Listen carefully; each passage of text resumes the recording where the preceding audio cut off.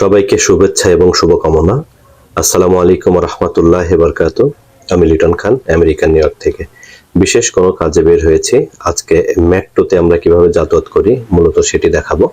তো আমরা মেট্রোর ভিতর চলে এসেছি। 1 মিনিটের জন্য একটা ট্রেন চলে যাচ্ছে, যেটি ধরতে পারলাম না। তো আমরা কিভাবে কার্ড দিয়ে পে করে আমরা ভিতরে ঢুকি। আমার ছেলের কাছে, ছেলের স্কুল থেকে কার্ড দেওয়া আছে, সে তার কার্ড দিয়ে পে করে যাবে এবং আমি আমার কার্ড দিয়ে পে করব। তো এখানে আসলে আমেরিকাতে আমরা যেমন ভাবি যতটুকু সুযোগ সুবিধা আছে আলহামদুলিল্লাহ, এবং তেমনি যদি উল্টো দিকটা দেখি, এখানে কিন্তু কাজ ছাড়া মানুষ একটি মানুষকে বসে পাবেন না। এখানে থাকতে গেলে হাজবেন্ড এবং ওয়াইফকে দুইজনকেই কাজ করতে হবে এবং অত্যন্ত পরিশ্রম করতে হবে, তারপরে আপনি এখানে থাকতে পারবেন। কারণ এখানকার জীবন মান অত্যন্ত এক্সপেন্সিভ। এখানে থাকতে গেলে অনেক খরচ।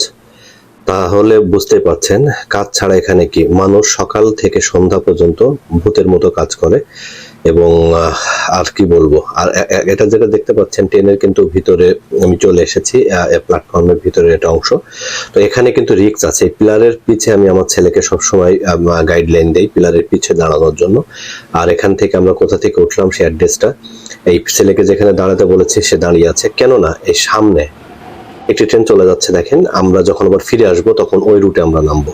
সামনে দাঁড়ালে অনেক সময় হয় কি, যখন ট্রেনটি চলে আসে তখন পিছে থেকে আপনার অনেক মানুষ আছে, পিছে থেকে ধাক্কা দেয়। তো ধাক্কা দিলে ট্রেনের সামনে পড়ে এমন অনেক রেকর্ড আছে, অনেক মানুষ মারা গিয়েছে। তো প্রতিটা বাবা মারই কলিজা, প্রতিটা সন্তান। আমরা যারা দেশ বা বিভিন্ন জায়গা থেকে এখানে পড়ালেখা করতে আসি, বেশিরভাগই ছাত্রছাত্রীরা এমন অ্যাক্সিডেন্টের শিকার হয়েছে। এই ট্রেনটির সামনে দাঁড়িয়ে আছে, ধাক্কা দিয়েছে, পড়ে গেছে। পরে তদন্ত করে দেখা গেছে সে পাগল ছিল।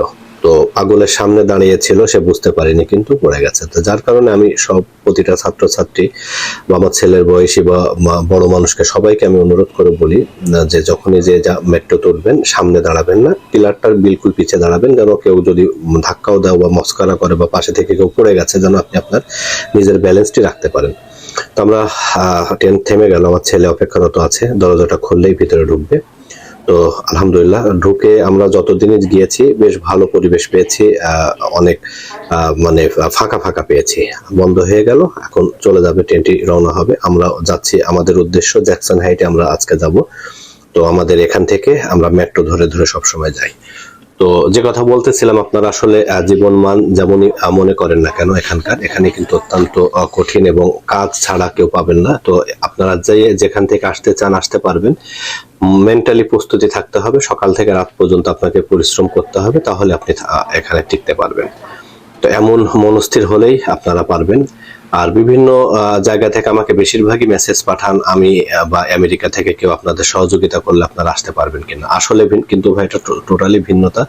আপনাকে নির্দিষ্ট একটা প্রসিজারের মাধ্যম দিয়ে আপনাকে আমেরিকায় আসতে হবে। এখানে আপনাকে কেউ ইচ্ছা করলেও নিয়ে আসতে পারবে না। পারবে তারাই যারা হচ্ছে ভাই বোন বা আত্মীয় স্বজন এমিগ্রেন্ট যারা আছেন, অ্যাপ্লাই করলে আসতে পারবে। কিন্তু ইচ্ছা করে দোস্ত বন্ধু কাউকে নিয়ে আসার জন্য এটা কখনো সম্ভব না। কেউ যদি বলেও থাকে তাহলে মিথ্যা কথা বলেছে। আমি বারে বারে প্রতিটা সময় বলি, আপনারা কেউ দালালের খপ্পরে পড়বেন না, সর্বোচ্চ হারাবেন না। তো আমাদের নির্দিষ্ট জায়গায় আমরা চলে এসেছি, আমার ছেলে বের হয়ে যাবে, এখন আমি বের হয়ে যাবো এখান থেকে। আমার ভিডিওগুলো যদি আপনাদের কাছে ভালো লাগে অবশ্যই লাইক, কমেন্ট এবং শেয়ার করবেন, অনুরোধ করে বলি। আর আমি আপনাদের কাছে কৃতজ্ঞতা সবসময় প্রকাশ করি।